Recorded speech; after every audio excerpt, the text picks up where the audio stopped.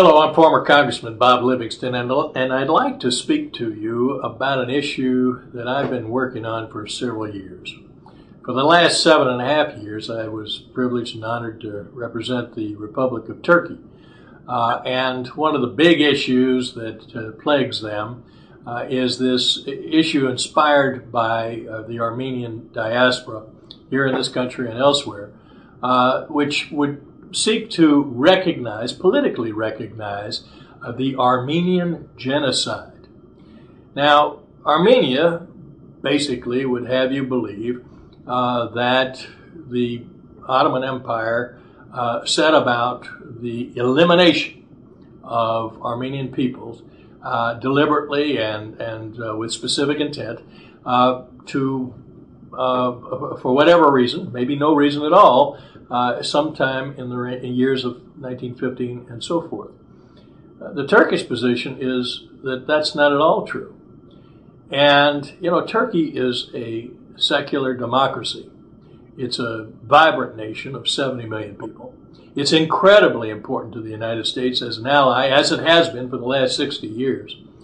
And when we talk about issues affecting the Balkans, the Caucasus, Russia, but when most particularly the Middle East, Iraq, Iran, Syria, Israel, Turkey is just an indispensable ally.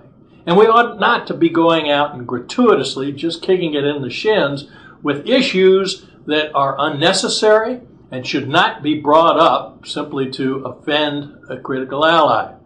And that's what I suggest to you, that H106, inspired in the House by Armenian Americans, and its companion measure in the Senate, it does exactly.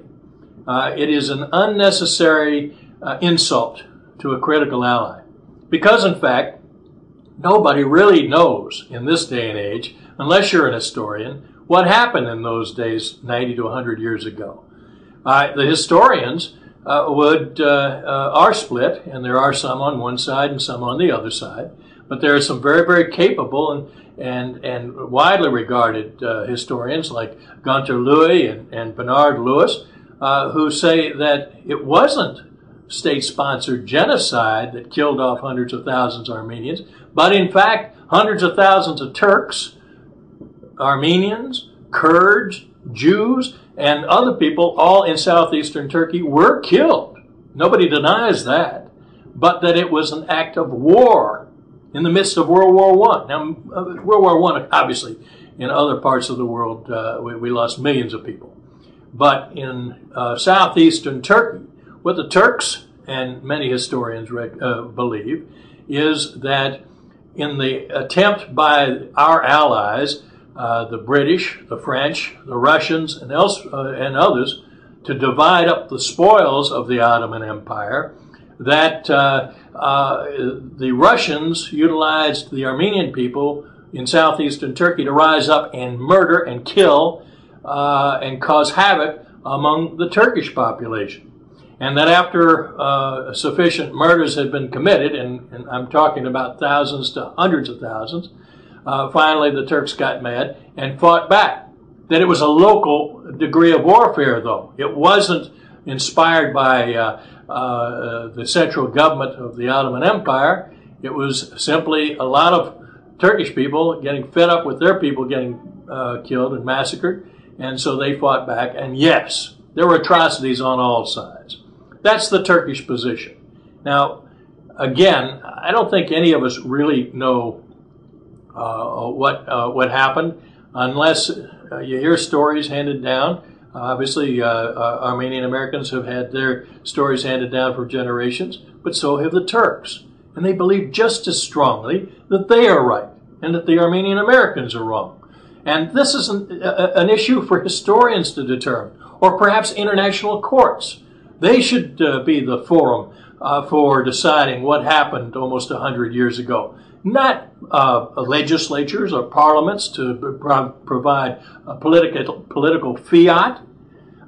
This should not be an issue in the political arena, because in fact most politicians have no idea what they're talking about unless they listen to the historians.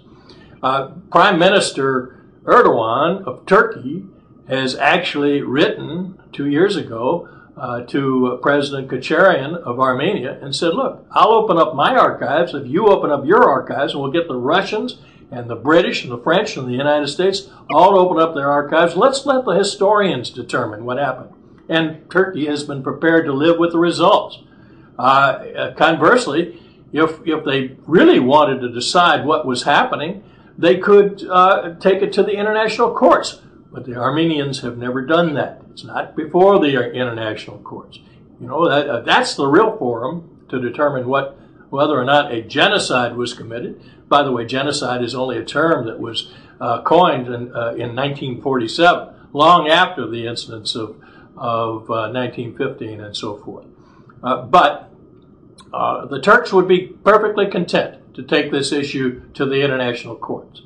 But they can't win if there are more Armenian Americans than Turks in the United States, and the Armenian Americans convince the Congress that they've got to politically dictate what happened 100 years ago. That simply shouldn't happen. And it's against our own strategic interests to do so, to allow our Congress to weigh in and dictate the outcome and the conclusions of those events of those many years.